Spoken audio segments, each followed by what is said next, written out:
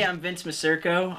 I'm a graduate student here at KU, and I do two shows. I have the Jookhouse on Saturday nights, 6 to 8, and Hickory on Monday evenings from 8 to 10.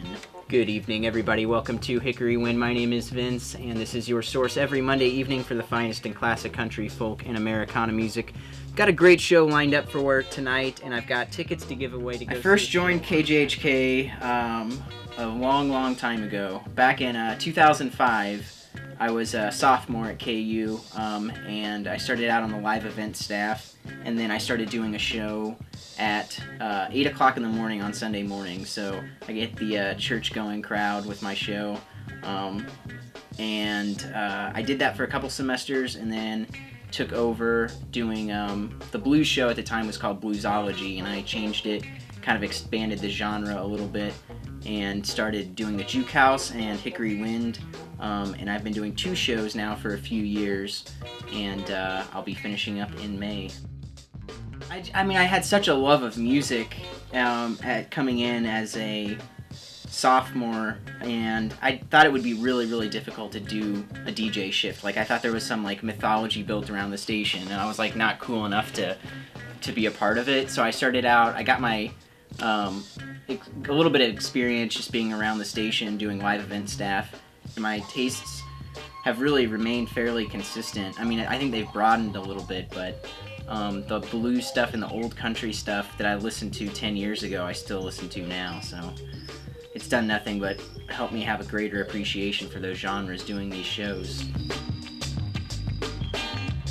When I was first here, we started out at the Sudler Annex, the little weird building across the street from the football stadium, that's literally, I think, sliding down the hill. Like, it's not safe to be in there, and it was a really tiny room where we used to DJ, and like, you could barely move around. You couldn't really move your chair back without hitting the CDs behind you.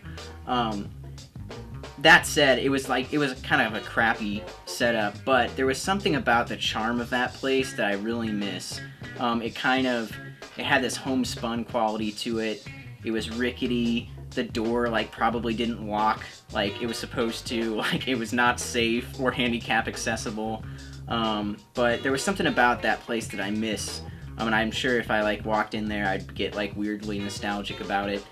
That said, this is obviously 100 times better of a setup, and I'm glad we're here. The number of things that the station's able to do now that they couldn't do before, just because we didn't have the space. Like this room we're in now, we had nothing like this at the old studio, and allows us to do things like live at KJHK and put things up on the internet that we didn't do before. And so this is so much more better equipped to handle what a college radio station. To move the station forward, we would need to be in a space like this.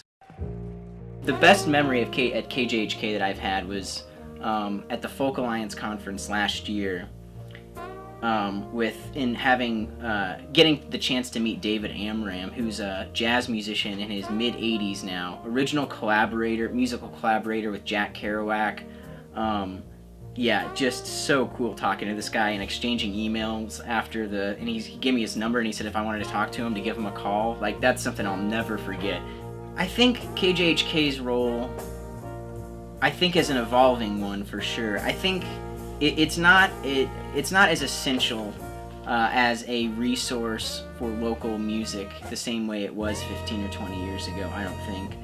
That said, I still think by putting things on like Farmer's Ball and things like that, and continuing to keep the local music focus that we have now, I think that's going to continue to be an essential part of the community and of the station's sound, even if it's sort of receded in importance as other avenues have opened up over the last 15 or 20 years for bands to get their music out there. I think it's really, you don't hear, it sounds so cliche, you just don't hear this sort of programming on anywhere else.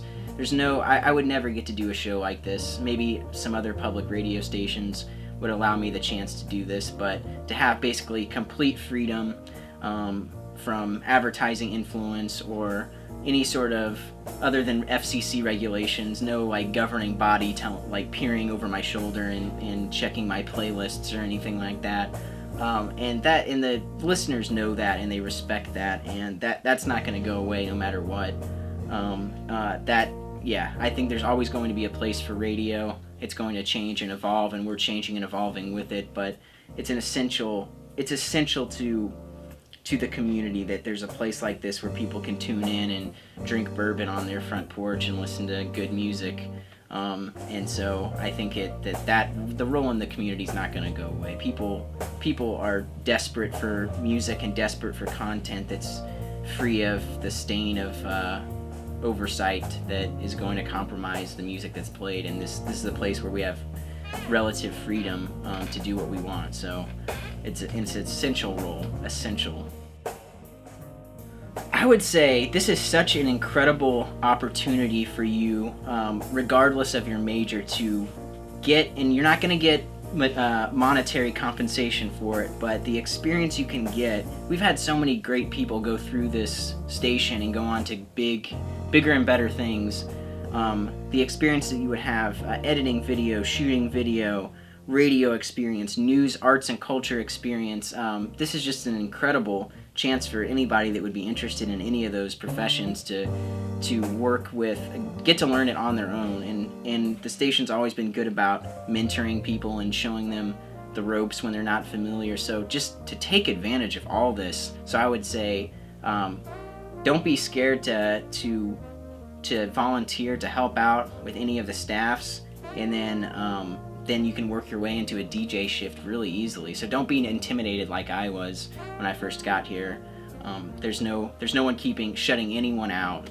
Sports, programming, news, arts and culture, music, there's something for everyone here. KJHK.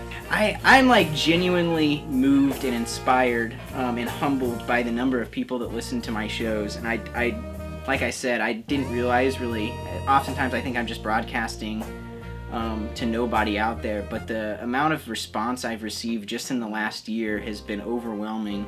Just people stopping me, being at the Bourgeois Pig and somebody coming up to me and saying, "Hey, I love your radio show." I don't know how they knew what I looked like. They must have like looked me up, but the fact that they're like taking an investment in a college radio show and showing that sort of appreciation is just so cool to me. And you were listening tonight to Hickory Wind here on 90.7 KJHK Lawrence.